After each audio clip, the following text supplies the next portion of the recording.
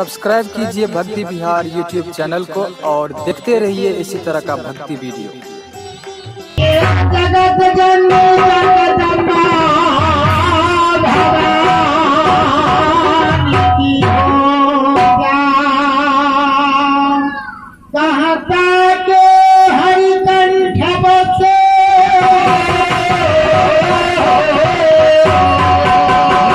सुनता के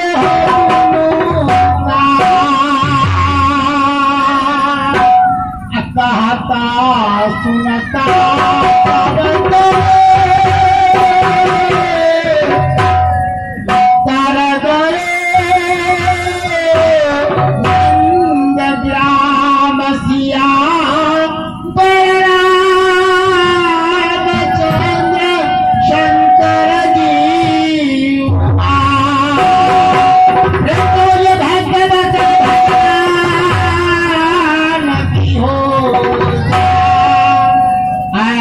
देखियो ये हमारा संस्था के गवैया साहब अपने सर के जो टूटी फूटी भाषा में मुखार गिन से कहते सबको ध्यान पूर्वक से बात का लाभ उठावे क्या सबके व्यवहार सबके वाणी रहते नवा विश्वकर्मा के अवसर पर अपने सबके सुनावे छिए और हमारे योगन गवैया जे उपेंद्र बाबू घर लतौना थाना त्रिवेणीगंज जिला सुपौल बिहार के रहने वाला है। हमारे बहन गवैया जे से अशोक बाबू घर लतौना थाना त्रिवेणीगंज बिहार के रहने वाला हमारे लाल बादल जी महेंद्र बाबू घर लतौना थाना त्रिवेणीगंज और बिहार के रहने वाला जिला सुपौल के अपने के हमारे संस्था के जो विज्ञान है इनू बाबू घर लतौना थाना त्रिवेणीगंज जिला सुपौल बिहार के रहने वाला अपने सबके मुखार दिन से भक्ति भजन के सुनावे के वास्ते हमारा तो वो ये है कि अपने के सेवा संस्कार सबके करे के वास्ते याद से सेवा करवे और सेवा करके सबके बाबा विश्वकर्मा के एक झूमर गावे छे वही झूमर के और शांति के दान जाकर शांति से सुनवे सबके बाल बच्चा का सबका कल्याण होते एक झूमर बाबा विश्वकर्मा के गावे छे उसके बाद अपने सबके जो दर्शन होते सुने में प्रेम से बोले बाबा विश्वकर्मा महाराज की